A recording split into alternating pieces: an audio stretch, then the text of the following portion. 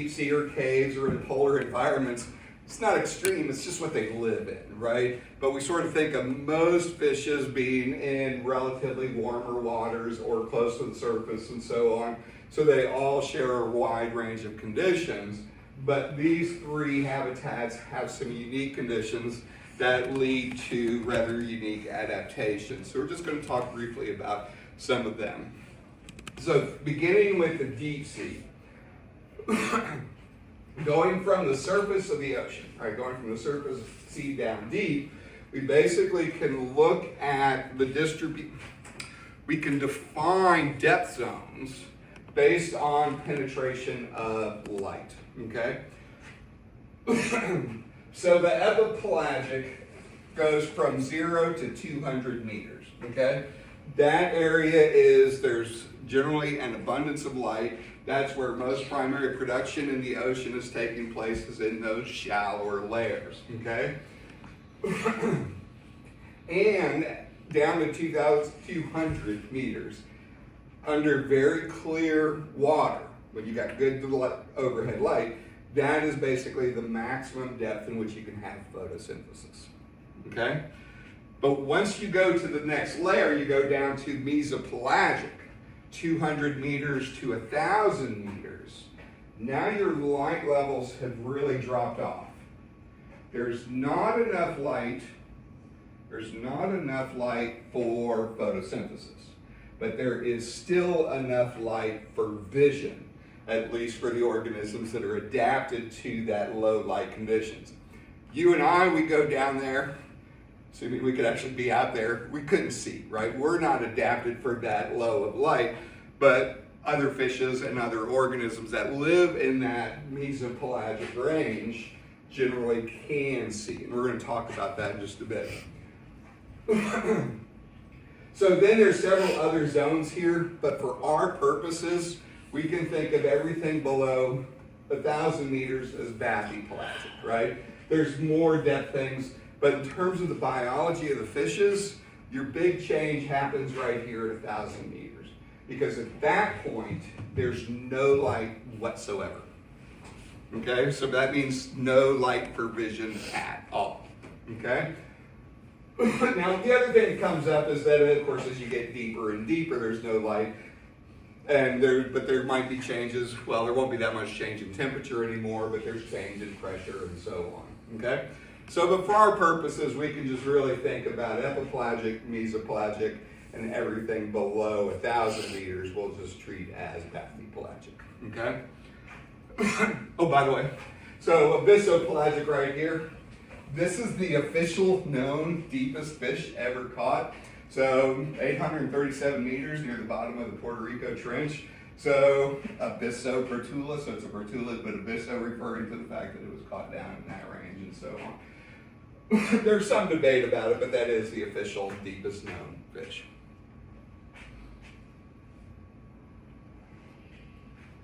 And the slides won't advance, so apparently we're done. There we go. All right, so we'll just do this as a call out. But thinking about deep sea fishes, what types of adaptations, what do you think the environmental conditions are in the deep sea environment that might lead to various types of specialized adaptations? Temperature. So temperature? Pressure.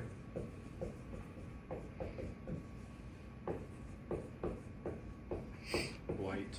I'm sorry? Like no white. Lack of nutrition.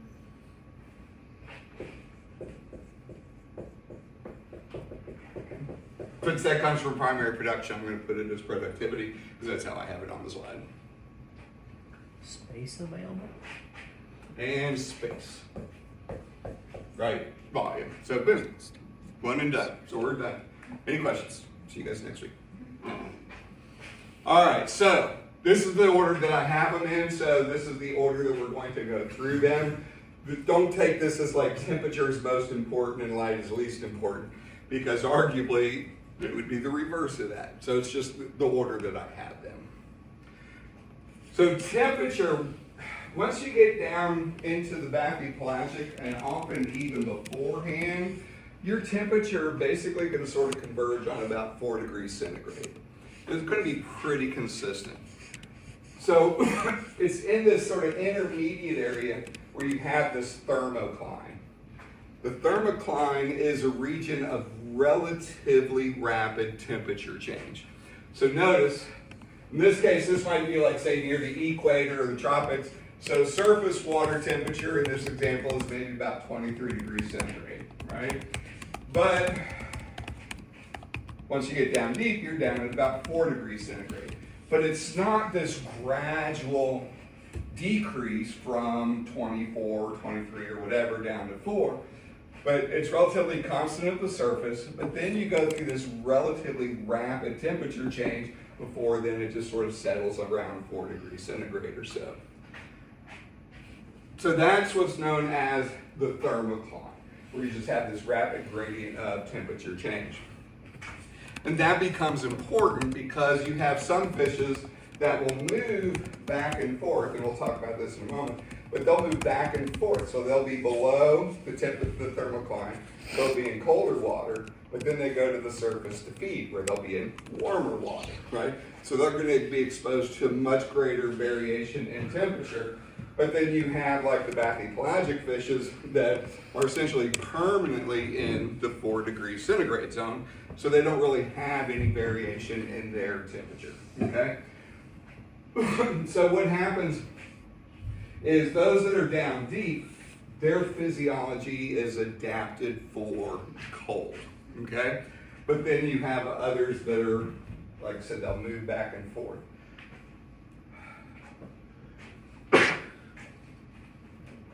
Trying to think of whether I want to say this or how I want to say this. What do you think might be some of the physiological adaptations for living in the cold? Think of the cellular level, because this is how we think about things on a day-to-day basis here. Do they have like a different blood flow? I don't remember the exact term for it. But it becomes more viscous. Yeah. I assume that's the term you're looking for. And we'll come back to that when we actually get into the polar region as well, right? But basically, colder temperatures, blood becomes thicker, right? So it doesn't flow near as well. What about enzyme activity, proteins? Would that be affected? What about the flexibility of the cell membrane, right? So the cell membrane has a lot of lipids in it, right, to help give it some structure and so on. So one of the things that you'll see is differences in protein structure. The rate at which enzyme activity can occur changes at cold temperatures versus warmer temperatures. The cell wall structure, the cell membrane structure, and so on, that will have different combinations of proteins or of lipids to keep the membranes more flexible, right? So you do see those types of changes. This you don't need to know, but it's just sort of, to me, an interesting bit of trivia.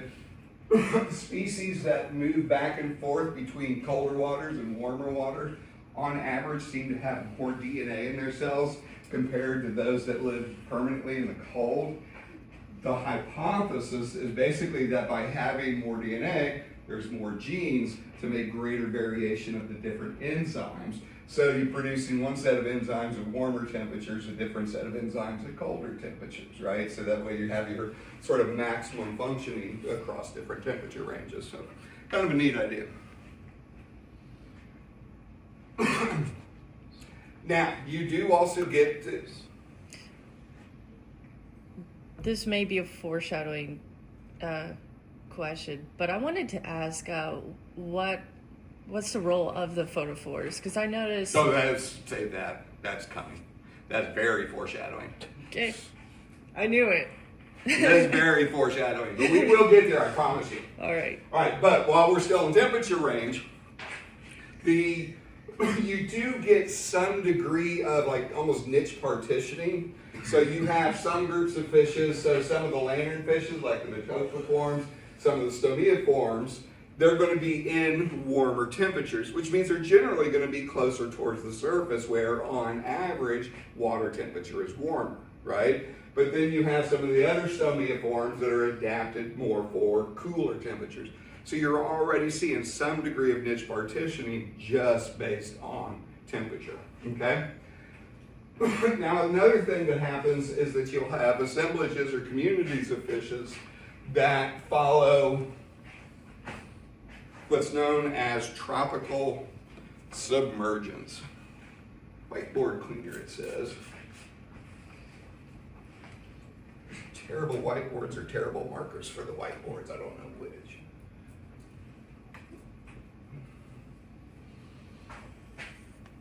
So, imagine you have fishes that are adapted for a particular temperature range, right? At higher latitudes, so let's do this here. Let's do this as 90 degrees south, 90 degrees north, and then the equator. Okay? So as you get closer and closer towards the poles, right? If you're going towards the North Pole or towards the South Pole, surface water is colder. So fishes that, say, are in this 5 to 10 degrees centigrade, they're going to be closer to the surface. That's our water surface, okay? So what you'll have is that you might have a range of fishes that are relatively close to the surface because the water temperatures are relatively cold. But as you get to the tropics, surface temperatures become warmer, and so the fishes will tend to occur down deeper and then come back, right? So that's the tropical submergence. Basically, as a group, they're found deeper near the equator because they are still adapted for a particular temperature range. It's just that that temperature range in the water itself, in the water column, is going to be down deeper. But as you get to higher latitudes, those temperatures are closer towards the surface, and so the fishes will be closer to the surface. Okay? Make sense? Any questions? All right, so pressure. You have right now 15 pounds per square inch of pressure pushing down on your skin. You don't feel it because you're adapted to it, right? But basically, you are living in a mass of air that extends up high into the atmosphere. And all of that mass of air is pushing down on your skin at roughly, well, it's not here, but at roughly 15 pounds per square inch.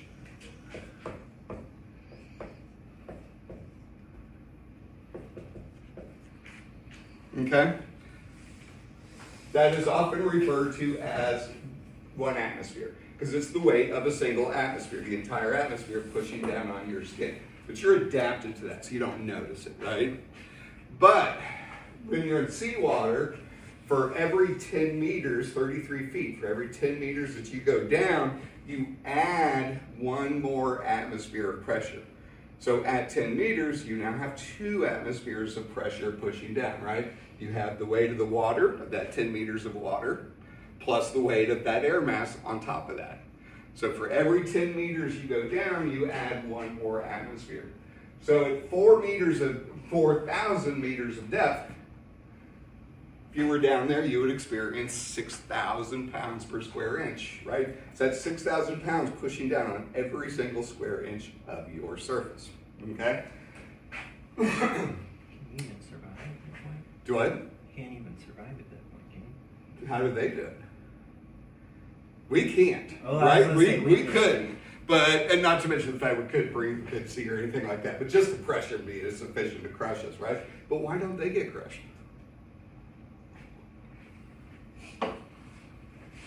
Because they're adapted. Because they're adapted. In what way? Their bodies aren't very rigid. Their bodies aren't very rigid, in fact. That's, and we'll talk more about it, but what is the body mostly composed of? What kind of fluid? Yeah, that's what I'm trying to remember. Water, It's just right? For the most part, water.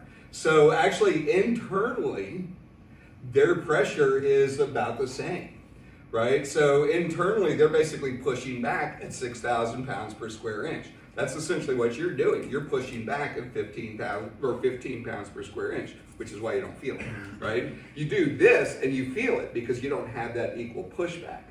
But if you don't do that, you're pushing back by that same amount. You don't notice it. But because these things are mostly water, their internal pressure is essentially the same as the external pressure. So they don't crush you in, okay? But again, as we talked about for temperature, physiological reactions are also subject to pressure changes. So for fishes that are permanently at high pressure, their physiology is adapted for that, right? But if they go back and forth, then their physiology has to adjust depending on whether they are shallower and therefore relatively lower pressure, or if they are deeper and therefore relatively higher pressure. Okay? If you are down deep, what's an issue you have with the swim bladder?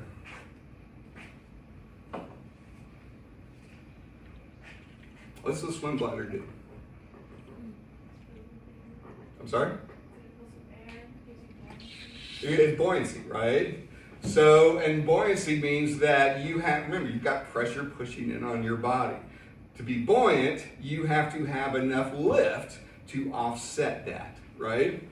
But if you're filling that up, right?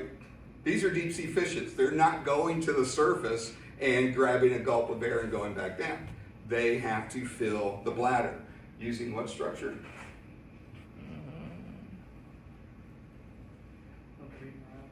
The reed mirabile, which is in the, what's the overall thing? Gas plant. The gas plant, right? But it's the reed within that that becomes really important here. Because if you look at, I don't have the numbers on there, right? So remember in the reed, I'm going to stop writing on the board today. Purple erases a little better. Right, so remember the reed, we go in and you have the blood flow coming in one way and going back out the other way, right? So you can get counter current exchange, you get the buildup of pressure, right? But on your shallow water fishes, the reed is really short, right? So maybe it's going to be, I'll just sort of use a rough number here. Let's say it's 1 millimeter long, right? But on a deep sea fish, it might be 15 times longer, right? But what that does is now you've got a whole lot more area, a whole lot more distance for counter current exchange, so they can build up much higher pressures, okay? Because if you're going to be down at 6,000 pounds per square inch, you've got to build up that much pressure just to be able to sort of maintain neutrality, right? If you want to go up a little bit, you got to be able to exceed that. So if you've got a whole bunch of capillaries in that reed mirabile that are very, very long, it allows you to build up that high pressure. That's what you tend to see in mesopelagic fishes. The deeper they live on average, the longer the capillaries are in the reed mirabile, okay? What about the bathypelagics that never go to the surface?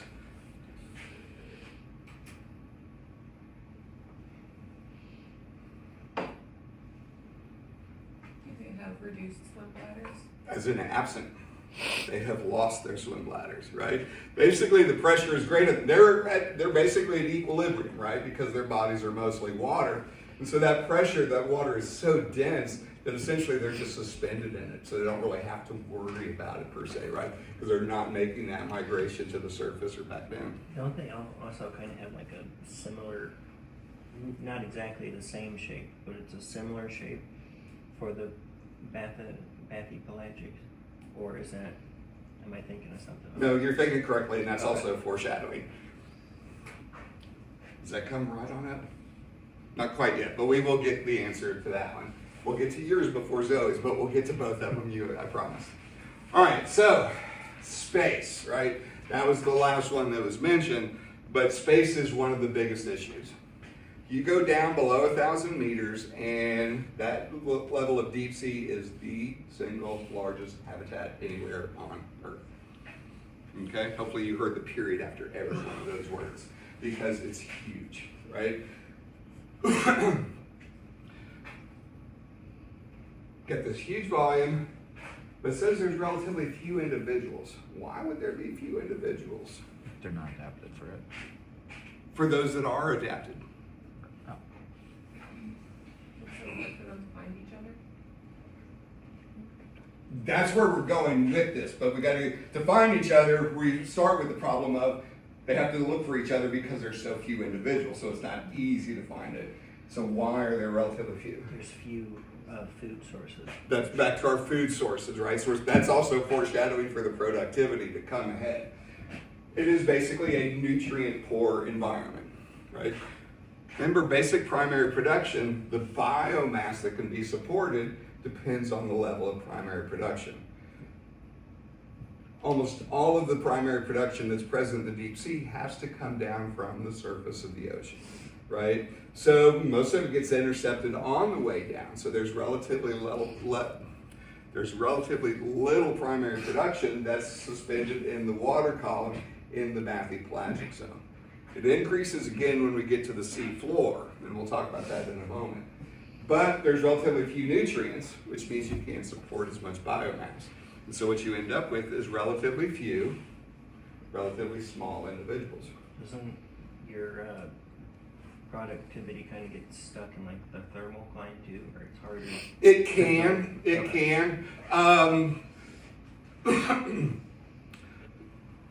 Eventually it's going to make it down through it, one way or the other, right? And there, you can get various oceanic processes that help to bring it down. The ocean conveyor is one way it gets there. It can trickle down, but going across the density difference of the temperature of the thermocline does impede the rate at which the productivity gets down deeper, Right. but it does still get there. Okay? So that means now you got a few individuals in this really vast space. So it becomes very hard to find food and becomes very hard to find mates. Okay? So here's our productivity, and we're going to come back to tie this all together here. Productivity is very low.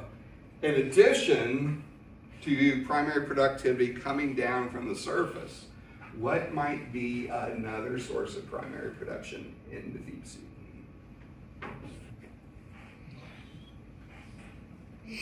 The hydrothermal vents, okay? And cold seeps. We only talked really about hydrothermal vents a little bit, but cold seeps are present in some areas, like in the Gulf of Mexico, where you've got a lot of petroleum that can slowly trickle up and so on. Those hydrocarbons are also a source of primary production, so on. Trying to get all my numbers straight. I'm not going to have them exactly right. Total primary production from the surface, it's about 97%. Only about 3% is estimated to come from hydrothermal vents, right? So they're important, particularly if you're right around the vent, but by far in the deep sea, most of it is coming from the surface, okay? So productivity is low. So most of that primary production is coming through, like say, organisms that move back and forth, dead carcasses that fall, organic material that sinks, and so on, right? When I say dead carcass, that can be everything from a big whale or tuna fish to just tiny little plankton, right? But plankton have lifespans, they die, they also sink down, right? So there's a lot of different ways in which that primary production gets down deeper, okay? In that huge space, if there's relatively few individuals, some of those individuals are your food sources, right? So there's relatively limited prey available. That means then that when you come across food, you want to make sure you have a really good chance of capturing it and holding on to it, right? So what you see are really large mouths, and this head is actually hinged right here, but notice that the whole rest of the head is actually not attached. So basically what's happening, the head can lower out like this. Now the whole lower jaw can drop down. So what that does is make this huge opening in which big old fishes or other items can enter into the gut, right? So this is a legit picture. This isn't Photoshop, right?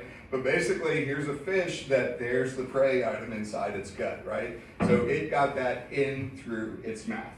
So you have examples where fishes are getting things 30% of their size, 50% of their size into their gut because you can't risk not. Like there's a meal, I'm going to do everything I can to get the nutrients from that because who knows when you're going to come across your next meal. So why do so many of the bathypelagic fish only have like teeth in the front? They don't have it all the way. Because that's really the only place you need it is right there at the front. Okay. Right when you're first grabbing on. Right, so that's where the large mouths with large teeth. Really, on average, relative to the size of the fish, really large teeth, right? They're often very sharp needle-like teeth. The idea is that they can penetrate. A lot of fishes don't have scales, okay? And I don't think we passed that yet. But they don't have scales. So it's relatively easy to penetrate that fish. But if you have, and squids don't have scales, right? But you might have some shrimp that are down deeper, particularly it's still in the mesopelagic, but they do have their shells and so on. So the idea is those sharp teeth are able to penetrate that exterior, and essentially once pinned in, it becomes much, much, much harder for them to escape, okay? So it's basically do it, big mouth, big teeth, get it into a big gut, and now you can sit there, and because the temperatures are cold, because its nutrients relatively poor or limited, they tend to have really slow metabolism. So that means whatever they do get in there can last them for a very long time. Because productivity is so low, are most of these fishes planktivores? Nope. No. Okay. There's no plankton that size, right? Most of it's, again, whatever. So it's like, you know what? That's a really nice looking morsel of fish right there, but I'm planktivorous. I decided to convert to planktivory and I'm not looking at that. So no, it really is grab whatever you can. And a lot of them, they are going to be eating either other fishes or shrimp, squid, other deep sea creatures like that, because it's just a big bundle of energy that they can use. So they're kind of like reptiles, because I think they'll eat a Well, big reptiles meal. are fish, remember? Well, yeah. But they'll eat a big meal and then Yeah, they don't have in that yeah, sense, for yes. that, yeah. Yep. Yep. Now, the size of the fish will matter, right? Smaller fishes are going to eat smaller prey. And so some planktonic organisms are relatively large. So if you're a fish that's this big, and it's not Cyclothony, that's the genus, I couldn't remember the other day. Cyclothony gets like that big, right? But they still have, relative to their size, pretty big mouths, right? But there's still going to be an upper limit to what it is that they could take in. So they might take in some of the plankton and some other smaller fishes, but they're simply not going to get in a fish this big, right? Physically, it's just not possible. So it's always relative to the size. Okay. The other thing to recognize, if you got zooplankton, what are zooplankton generally feeding on? Phytoplankton. Where's the phytoplankton? Up at the surface, because there's no light for them down deep. So your planktonic organisms tends to drop off pretty quickly as well.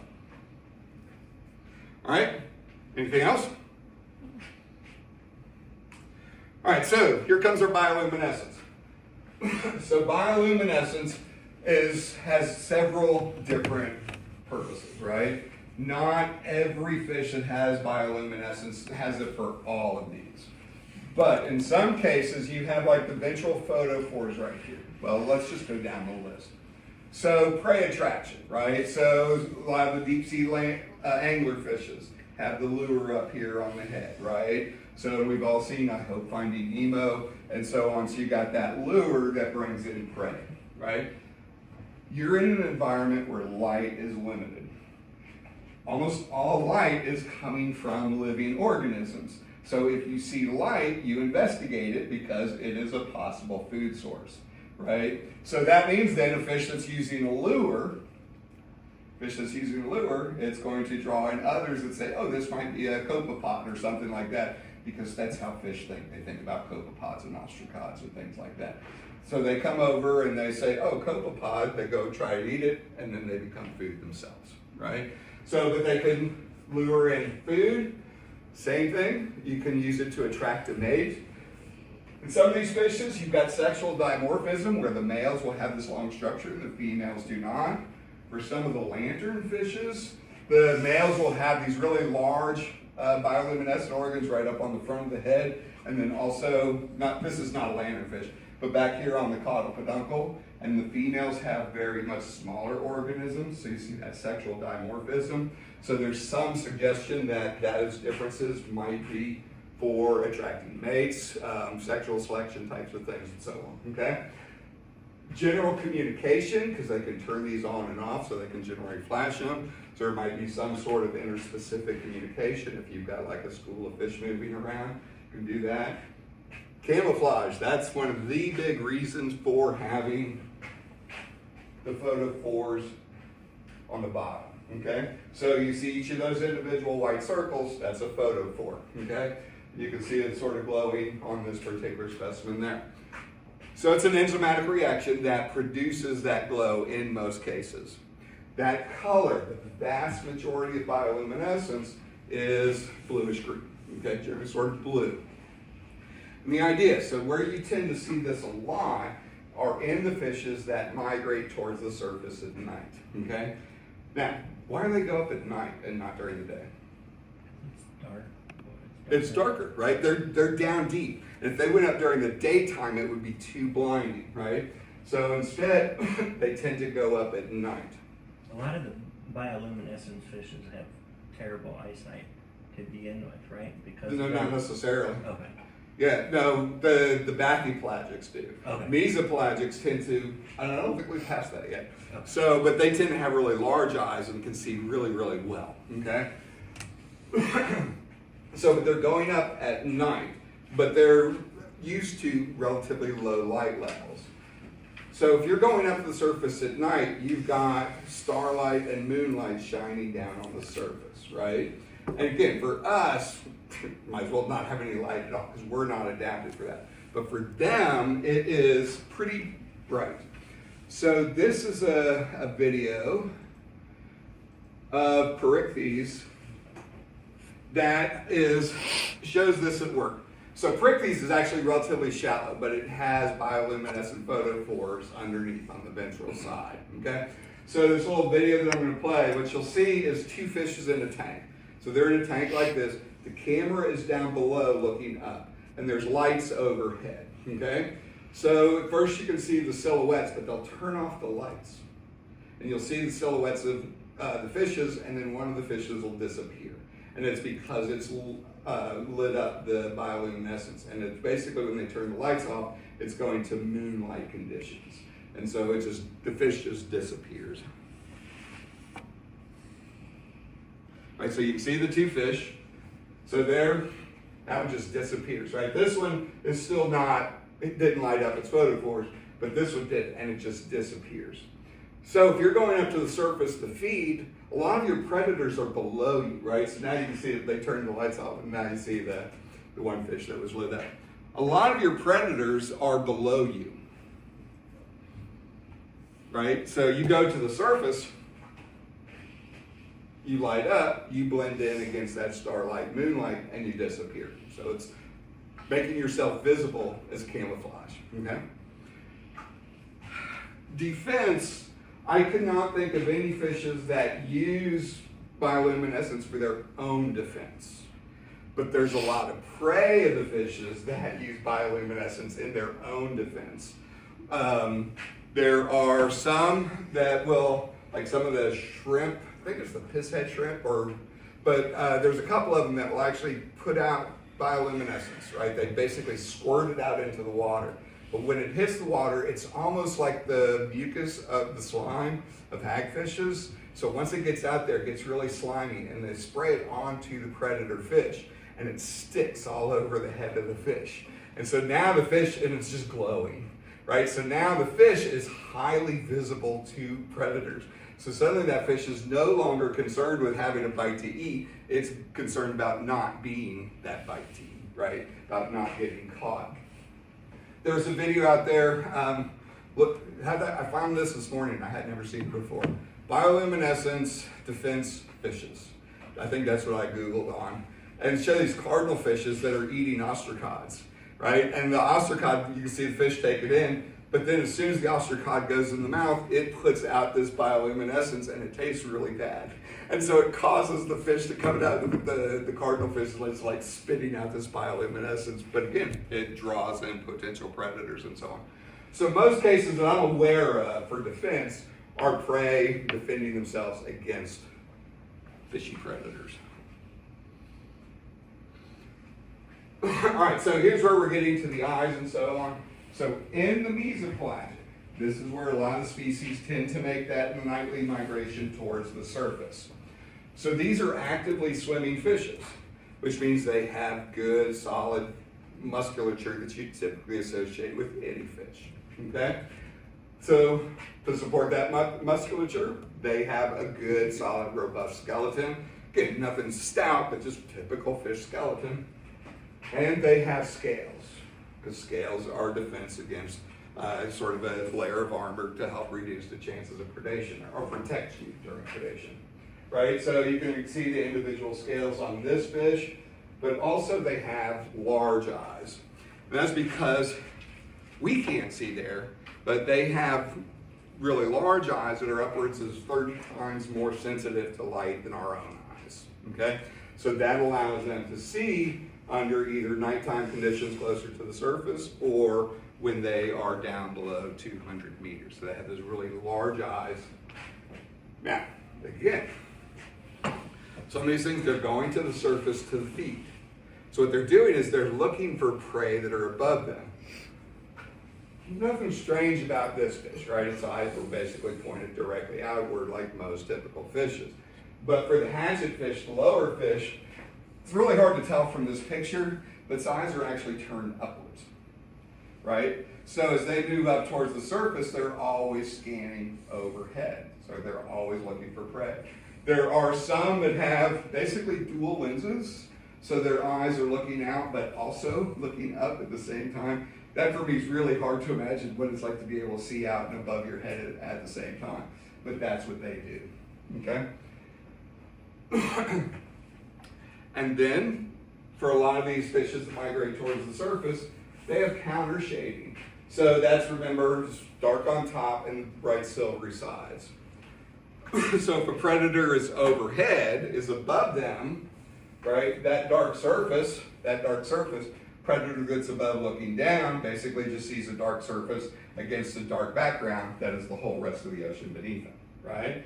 But then the silver tends to scatter light, right? Very shiny. That's really common in even open ocean fishes that are out during the daytime. That shiny silver reflects and scatters the light, which basically makes them more, not invisible, but much less visible. But you also have some that are simply just dark bodies, which don't reflect anything, but dark body and a dark background.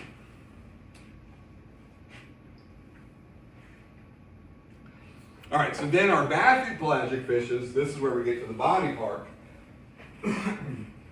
So remember, these guys are down deep. They don't make the movement to the surface.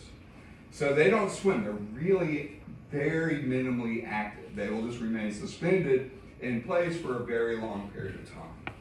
So they're not swimming actively, so they don't need strong musculature. So they have weak skeletons. They have no scales. Producing a skeleton takes energy. Producing scales takes energy. You're in an area where there's not a whole lot of energy available, right? Not a lot of nutrients. Because they rarely go to the surface, they often have poorly developed eyes. A few species have actually sort of non-functioning eyes, but most of them retain some degree of vision. Not like what you see in the mesopelagic fishes. They have some degree of vision, but again, they're very poorly developed, so their eyes are generally very small. There's no light coming from the surface, right? There's no light below 1,000 meters. Why have eyes at all?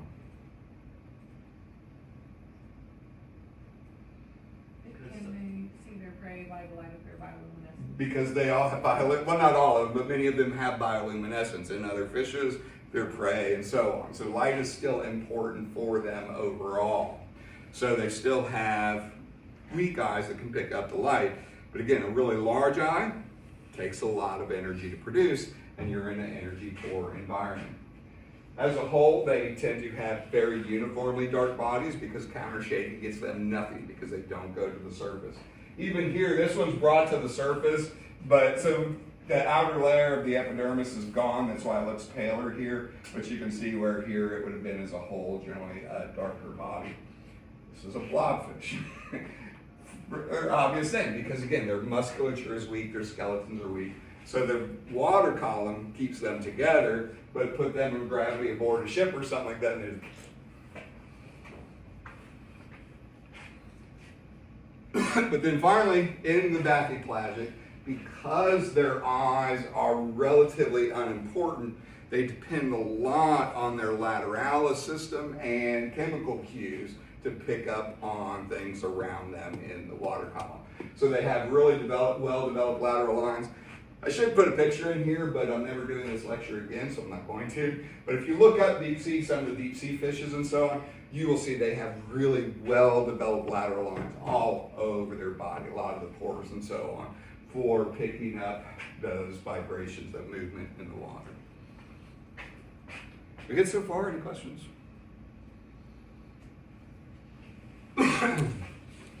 But once we get down to the bottom, to the sea floor, right? Even at the deepest parts of the ocean, not down in the trenches, but just overall, there's a fair, nutrients do sink down. Some of those nutrients do make it to the sea floor and accumulate. So compared to the water column above, the sea floor is relatively higher concentration of nutrients. And that means that you've got an abundance of organisms that also live in the sediments of the sea floor.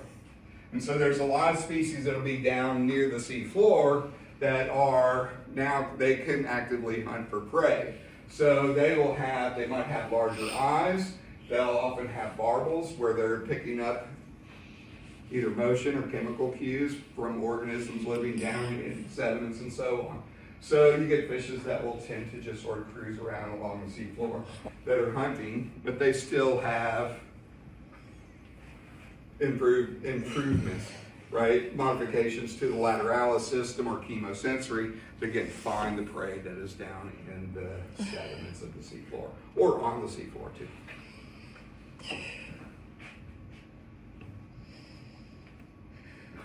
And the lower panel there, as well as this guy, the tripod fishes, just to me have always been cool.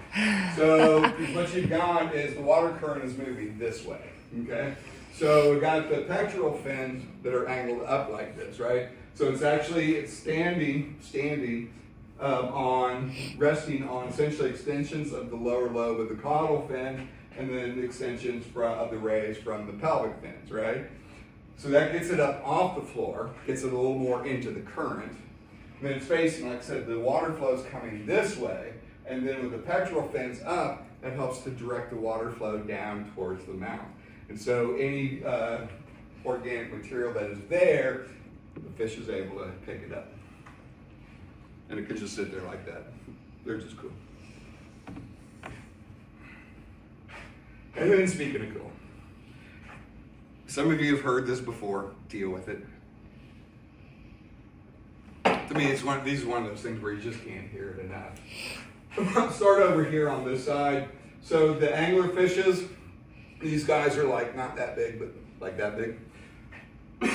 But again, you're in a nutrient poor environment. There's very few individuals far and wide. One of the things that you have to do to find a mate, or one of the things you have to do to reproduce, is to find a mate, right? So you've got the females are the larger individuals, and then right there, those are much smaller males. When males hatch out of the egg, they don't feed, right? The front of their face, they've got two big old chemosensory organs for olfaction. And what they're doing is they will pick up chemical cues from the female. So their sole purpose in life at that stage is simply to follow those chemical cues until they find the female. And when they find the female, then they will bite on. So are the males like still big enough to see with the human eye, or is it? Oh no, you can it's still really- see them. Yeah, no, you can see them. So she right here is maybe about like that big. Right. And so this would look like, say, an adipose fin or something like that. But you could tell that it's actually just a really small fish on it. First time you see it, you might go, what the hell? But then you realize what's going on. So yeah, they're not that small, but they're not big. So anyway, so when the male finds her, in some cases what will happen is the male bites and their bodies fuse together and they become permanently attached, okay? So when they fuse, their skin fuses, but then their circulatory systems also merge together. So what the thought is that when it is time to reproduce, the female releases hormones into the bloodstream. And what that does, because the circulatory systems are connected, the hormones cause the male to release sperm at the same time that she's releasing eggs, right? There are photos where you'll have an individual lanternfish that might have 2 or 3 different males on there, right? So you're even, in some cases, might have reasonable genetic variation across all your different offspring and so on, okay? And then in other cases, the males attach for a relatively short time, but they are there and attached during the spawning season, but then apparently separate out. And I don't know whether that affects, like, they're just gonna spawn once and die or what. But a lot of them will do that permanent attachment. So as I said earlier, almost all fishes, almost all organisms that produce bioluminescence in the ocean have that sort of greenish blue, bluish white iridescence. Can fishes or any other organisms in the deep sea, can they see red? Why not? Doesn't penetrate. Yeah, the red wavelengths filter out really, really fast. There's no red. And I always think in terms of energetics. To produce the proteins needed to see red, that requires energy. If there's no red light, why produce the proteins needed to see red? Because there's no red present, okay? So this is where things get cool. So these are Malacosmiids. This is Pakistomius. This is Aristostomius. So these are 2 species of deep sea fishes. You can see like right there, this one that's off so you can't see, they have your typical photophores that produce that bluish white. So this guy will have that ventral row. This guy will have the ventral row. But what they also have is these organs right here below the eye. And if you notice, they look red, okay? But these guys can't see red, right? So why produce red light if you can't see it? So here's the way this works, is when the bioluminescence is produced, it is blue, just like any other form of bioluminescence. But it goes through a series of pigments and filters that shifts the wavelength to the far end of red, okay? So it leaves the organ as red light, and those fish can't see, but neither can anything else, okay? But the wavelengths that go out, that light that goes out, still, if you've got a fish or a shrimp or something that's passing by, right, that red will reflect off of it. In fact, many deep sea shrimp and so on actually have red, right? So they either have red skin or red shells. Red wavelengths will reflect off of that, right? So what happens now is it goes back into the eye, but the fish can't see red. So what happens is, again, the light that goes into the eye goes through a series of filters that shifts it back to blue. So the light is generated as blue, goes out as red, returns as red, but shifts back to blue, which is what the fish sees. But the prey item never, ever saw any light whatsoever, right? It doesn't see it, so it's basically been sniper scoped. And so the fish can actually see the prey, and the prey never know that they've been lit up. That to me is one of the coolest things anywhere on Earth. Anywhere.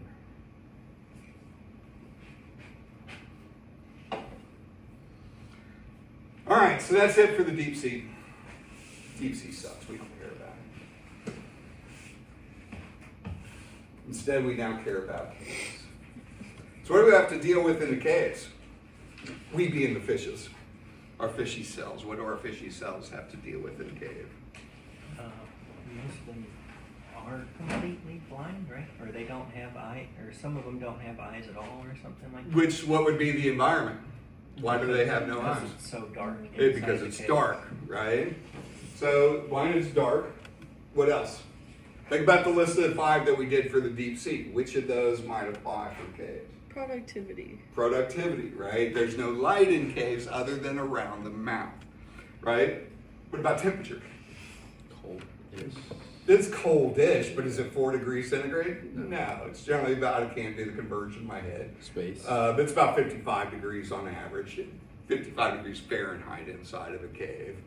And this what that's about 18 or something like that, or 15. So it's relatively cool, but it's not 4 degrees, right?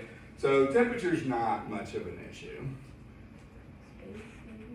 Not so much, right? Not at the level that you have, because most caves, if they're wet caves, generally will have water flowing through them, right? But it's more like a system.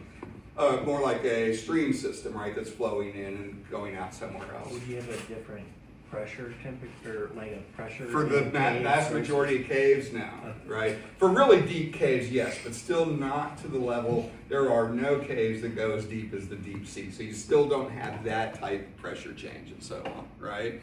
So for the most part, it's light and it's productivity that are going to come into play here.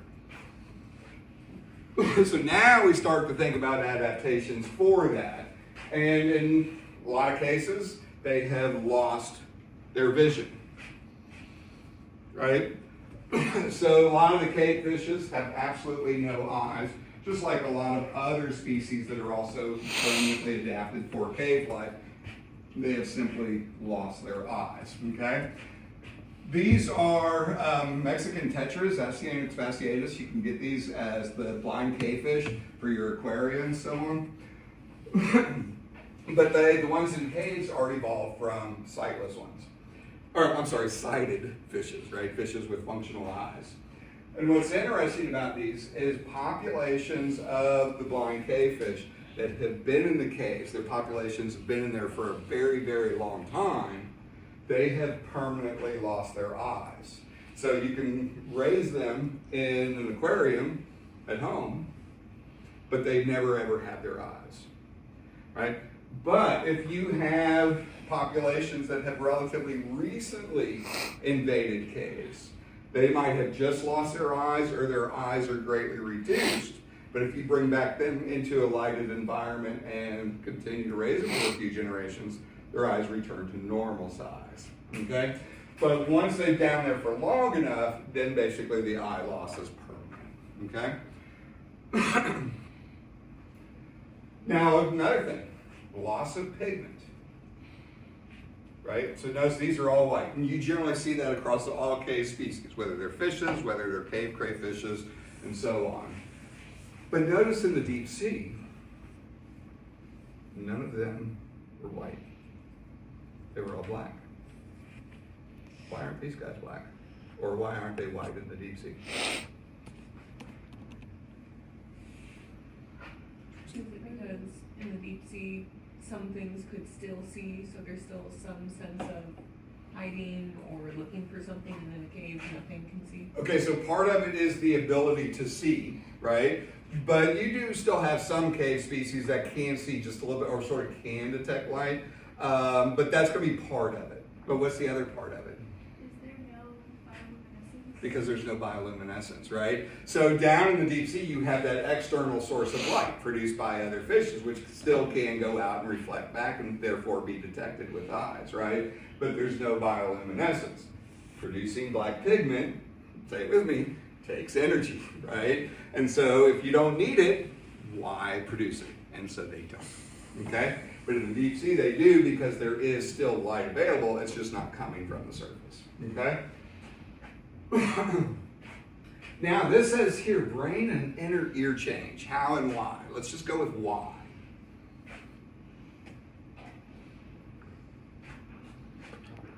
Are we talking about cave fishes? Cave fishes, yep. Okay. Like, if they lose their eyesight, would they put more resources into their ears? Yeah.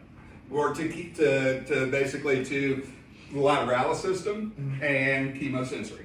And so you see changes in the brain, basically reduction in parts of the brain associated with vision because there is no vision, right? They've lost their eyes, but then you see a corresponding expansion of the centers that are associated with vibration and smell. What's up with the inner ear? Otolith changes? You do what? Would it be otolith changes or no? Just the inner ear as a whole. Because I don't know what the specific changes are, but I think it's more associated, well, I don't know, so I'm just going to not say anymore. What's the inner ear do? It helps with pressure Hearing and and balance, right? So generally fishes use both vision and the inner ear for balance. But if you have no eyes for vision, then you're depending solely on the structures in your inner ear for balance. So you have increased sensitivity to when you're upright or not. And again, same thing, we've talked about this, loss of scales, because it makes it easier. Basically, the presence of scales hinders the lateralis system. If you're depending on picking up vibrations in the water, losing scales, not to mention the fact that, say it with me, reduction of energy, why produce it?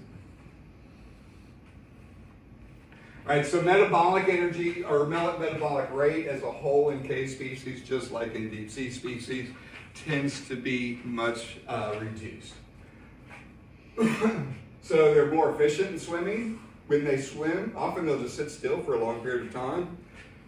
In some cases, this is kind of a cool example. I can't remember I've got, it's Cryptotora, but I don't remember, there's sort of a common name for these. I want to say angelfishes, but it's not that. But notice these big old pectoral and pelvic fins.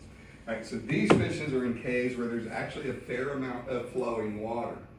And so what happens is when the water flows over these fins, basically pushes them down to the rocks. And so they don't have to spend any energy like moving their tail just to stay in place.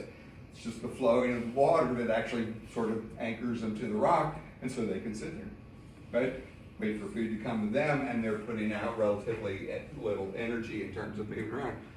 I looked at it, they're just called cave angelfish. Cave angelfish. I thought angelfish was part of the name, but I couldn't remember for sure, okay? Now, because caves are generally open to the surface and generally do have some flowing water for at least part of at certain times, like when you've got rain, it could be coming in from a river, it could be coming in from sinkholes and so on, but that can bring in energy, right? That's where you can get some energy input. So if you are in a cave system that has fairly regular organic material input, then you can support larger population sizes. But if you're in an area where you don't get as much water movement, then you don't get as large populations, simply because you have reduced nutrient availability, okay? Now, then you also will see life history changes. So if you were to compare like that blind Mexican cavefish to surface populations, right? Or other species where you have a cave species and its closest living relative is on the surface, you will see some changes in the life history. So for example, one of the things that you might see is fewer eggs, but each egg is larger, right? It has more yolk. Basic life history strategy. Where's the yolk come from? I forgot.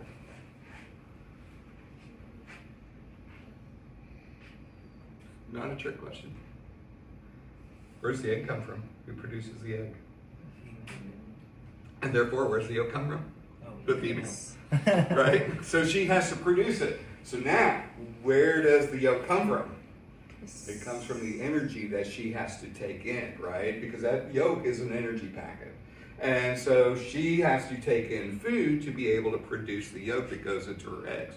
So she has a fixed complement of energy coming in. If you think about it, that applies to all organisms, right? That produce eggs and that type of thing. So you've got two strategies. You can produce a lot of eggs, and each egg has proportionally smaller amounts of yolk, or you produce fewer eggs, but you put in a larger amount of yolk within each one. That now you're producing fewer offspring, but there's plenty of nutrients in the egg, so the egg can live longer before it actually emerges out, okay? So as a whole, in terms of egg development, as well as the lifespan of the individuals, they have lower metabolism, so it takes them longer to reach maturity. It takes longer for the eggs to hatch. Once the eggs hatch, it takes longer for those individuals to reach sexual maturity. Wouldn't that be a disadvantage, though, if you took longer to hatch and longer to reach? So is it a bad thing that we spend 9 months in the womb and then take 18 years before we mostly reach maturity? No. It's not. It's a trade-off, right? And so it's not, it's just a different thing, right? It's just two different strategies, right? So just think you basically have that R and K spectrum.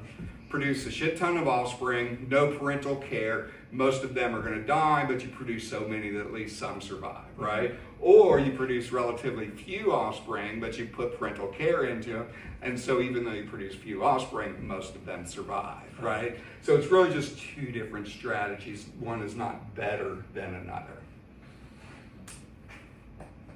All right, anything else? So some of you might be familiar with the grotto sculpin. I've heard of this one. So this is sort of this nice classic example. They are derived from the banded sculpin, Caudus carolini. So these are found up in some caves up in Perry County. As far as I know, there's only like about 5 caves where they're actually known from up there. They are derived from the banded sculpin, Caudus carolini.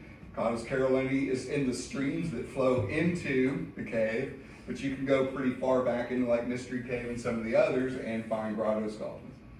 They are relatively recently adapted for this because they all have eyes still. They haven't lost their eyes, but on average, eyes, particularly for the populations farther back in, on average are smaller compared to Caudus carolini. The pore size in their lateralis system, on average, are larger in the grotto sculpin compared to the surface. Altered brain morphology that we talked about and so on, and slower metabolic rates. So again, what you see in this one species sort of reflects that shift from living on the surface to adapting towards cave life. So, between freshwater and saltwater, if you live in a cave, it's still pretty much kind of the same morphological. Yes, and actually now that you mention that, the vast majority of cave species are derived from freshwater species. There are a couple of groups, there are some gobies that live in caves. There's one other group that escapes me, but that are marine and that have adapted towards cave life. But the vast majority of cave species are evolved from freshwater individuals. But it wouldn't matter, right? Mm-hmm. Dark environment, nutrient poor environment, you got the same issue regardless. All right, last little bit, polar regions. So, of course, when we talk about the poles, we have the Arctic Ocean around the North Pole, and then we have the Southern Ocean that encloses or circles around Antarctica. We're going to focus down here on the Southern Ocean. There's up here in the Arctic Ocean, there's a little over 100 species of fishes, and essentially most of them are just northward extensions of fishes that live in the Pacific Ocean, Atlantic Ocean, so on. They just have ranges that extend up to here, okay? But when you get into the Southern Ocean, there's over 300 species of fishes, many of which are found only in the Southern Ocean, right? Where there's no endemic species for the Arctic Ocean. But when you get into the Southern Ocean, then you've got some species that are found only in the Southern Ocean. And the reason for this is what's known as the Antarctic convergence. So essentially you have this big ocean current that completely circles all the way around Antarctica. And it's a fairly strong current. And it is sufficient to actually make the main parts of the oceans separate, or to keep them separate. So for example, okay, so this is the Atlantic Ocean here, right? You look at the globe and it's like, this is just the southern extent of the Atlantic Ocean. But because of that really strong current, there are consistent and measurable chemical differences and other differences between this part of the Atlantic and down here in the Southern Ocean, right? So for a long time it was thought this is not its own distinct ocean, but because of consistent chemical differences, biological differences in terms of endemism and so on, the Southern Ocean got treated as its own separate ocean, okay? Excuse me. So one of the things is you have the colder water from here sinks down. Some of the water that sinks around Antarctica is part of the ocean conveyor system that actually moves across all the oceans. But when that cold water sinks, why is that important for deep sea fishes? Because of nutrition. We'll go with Jordan. She politely raised her hand. Well, that's how nutrients get down Nutrients, right? So you got that cold surface water, carries nutrients down, and also oxygen, right? So really cold water is oxygen-rich water.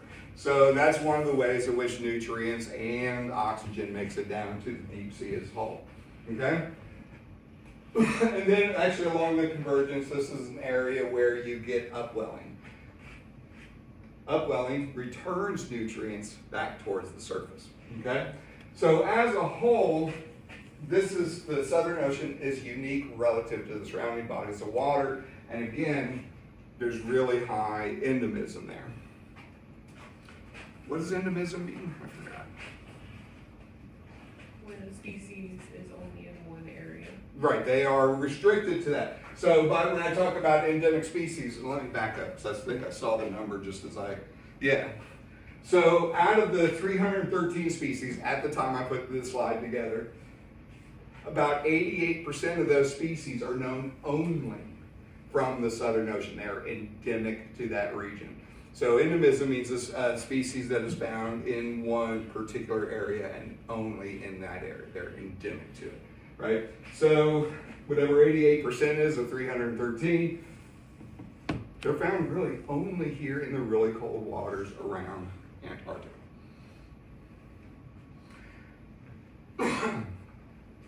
So you're living in water where the surface temperature gets colder than what it is down deep, right? So at the surface, it can get as much as almost 2 degrees centigrade, negative 2 degrees centigrade, before the water freezes.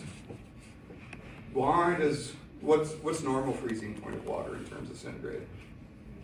0 degrees centigrade. So why does the surface water in Antarctica have to get close to 2 degrees negative to freeze? But the salt, right? The presence of the salts lowers the water temperature. What that can do is potentially cause the blood of the fishes to freeze, right? Particularly if they are in contact with ice. Because it's easier to get crystallization in the blood and cause the blood to freeze, okay? So one adaptation is simply to not come in contact with ice, right? Just stay out in the water. And again, you can have various adaptations, changes to your protein structure, your lipid structure that maintains flexibility of the cells, functioning, and so on, metabolic functioning in really cold water. These guys are touching the ice, right? What they have, I've got it on here, yeah, the glycoproteins. So essentially this is a string of amino acids with some carbohydrates, some small carbohydrates attached to it that are in the blood. And what those do is they act like antifreeze. They lower the freezing point of the blood, right? So that way they can actually remain in contact with the ice. But because of those glycoproteins, their blood doesn't freeze, okay? I mentioned to not come into contact with the ice. Another thing to do is just live deep enough, right? Why does depth matter? Because it's warmer. But it might be warmer, but at 30 meters, it's not going to be that much of a temperature change in this case. No, it can get warmer, right? Because you're actually going down to where it might be 4 degrees centigrade. So you're absolutely right. It could be colder at the surface than deeper, but that's not the reason here. Because you're not going to have ice 30 meters deep. It's not the ice either.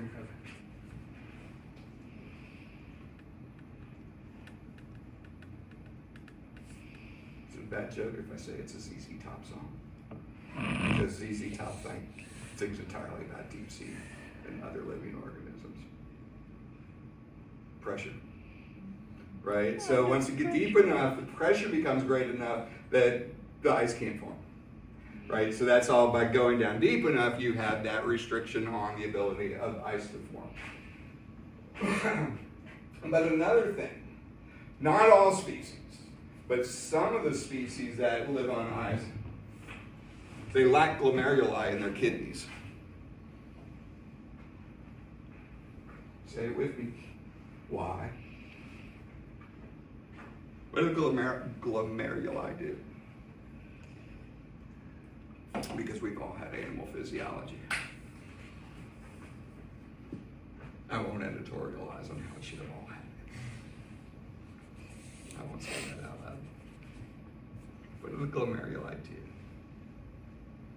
Does it like retain water? Not retain water, but they filter wastes out of the blood, right? Filtering waste.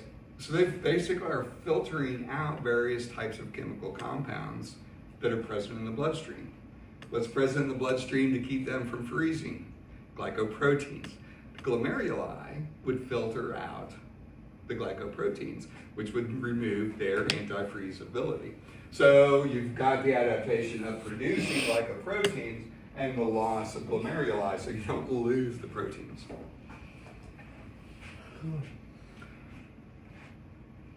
All right, but some cases, so again, within these ice fishes as a whole, this is one of the really large endemic groups in this area, some of them don't have hemoglobin at all. So hemoglobin is a protein, right?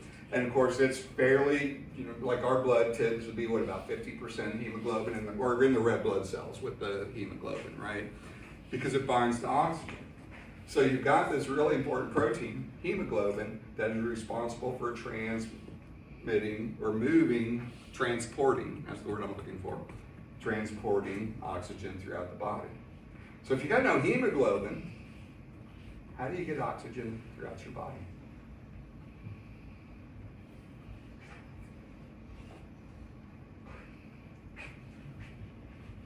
That's why these extreme fishes are just so cool. It's all kinds of little adaptations. Do they use a different chemical? No. No, good thought, but that's not what they do. So why get rid of the hemoglobin? Let's begin there. Would it get too viscous? It would get too viscous, right? When it gets that really cold temperature, the viscosity gets really high and it becomes much harder to pump the blood through the system, right? So easy way to solve that problem, or one way to solve that problem, no hemoglobin, okay? So now we solve the problem by getting rid of the hemoglobin, but that creates a new problem of oxygen transport through the body. So how do we deal with it? Is the water itself oxygen rich or oxygen poor? Rich. It's oxygen rich because it's super cold, right? So it's oxygen rich. They're bathing in it. They're swimming in oxygen. So how do you get the oxygen in? It's going through their gills, or? Through their gills. So they really have they've got more developed gill structure for getting more oxygen in that way. How else can you get oxygen into your bloodstream that's not through the gills? Across. To get that, you still got to have it in something. Or, yes, but where is that countercurrent exchange taking place? It's through the skin, right? So basically now you've got oxygen getting in through the skin, right? But the oxygen still has to get into the bloodstream. How do you facilitate that? Here's the skin, here's the blood vessel. What's the best way to get the oxygen from over here at the skin into here? Bring them closer together. And so what you have is the skin is really highly vascularized, right? So you've got the skin or you've got the blood vessels right up against the skin, and the blood vessels are larger, right? So now you got more volume of blood to take up that oxygen, and they tend to have larger hearts to move that greater volume of fluid.